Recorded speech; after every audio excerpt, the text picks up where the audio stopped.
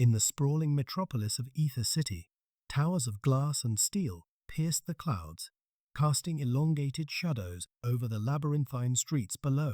The city floated above the toxic surface of the earth, a haven built to escape the poisonous fumes that had rendered the ground uninhabitable. Amara navigated the bustling skywalks with practiced ease, her steps light and purposeful.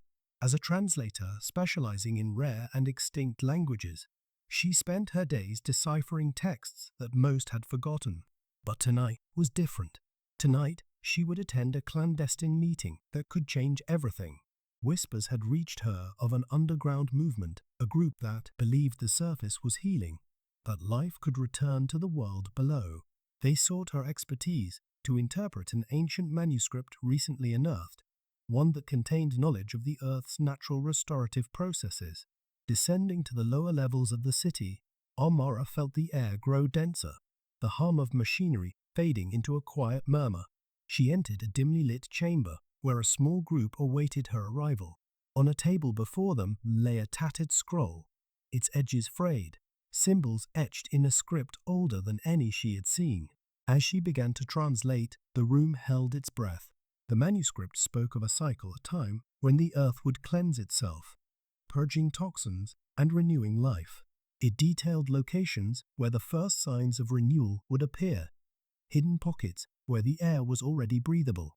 Skepticism battled hope in the eyes of her audience.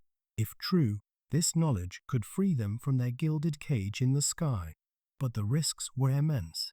The city's governance strictly forbade any exploration of the surface, enforcing their laws with an iron fist to maintain control.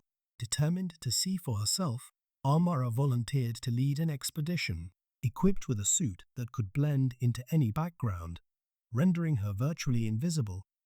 She and a small team descended toward the world they had left behind.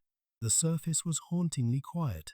Ruins of the old world stood like skeletons, entwined with vines and foliage that seemed almost alien.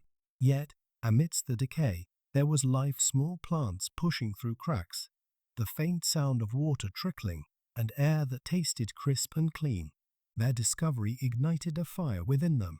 Returning to the city, they spread the word discreetly, gathering support to challenge the narrative they'd been fed all their lives. The authorities responded swiftly, attempting to suppress the information and those who carried it. A conflict ensued, not with weapons, but with truths unveiled. The populace began to question, to yearn for the freedom they had been denied. The city's foundations, both physical and ideological, began to tremble. In the end, it was undeniable.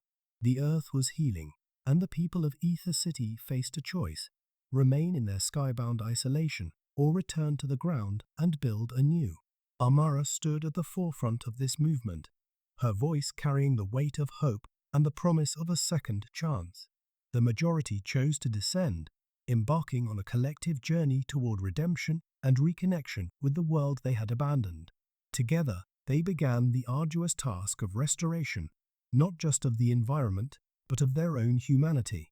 The city in the clouds remained, a silent sentinel and a reminder of a past they vowed not to repeat. And as the sun set on the horizon, painting the sky with hues of gold and crimson, Amara felt a profound sense of peace. They had come full circle, returning to their roots with wisdom gained and lessons learned.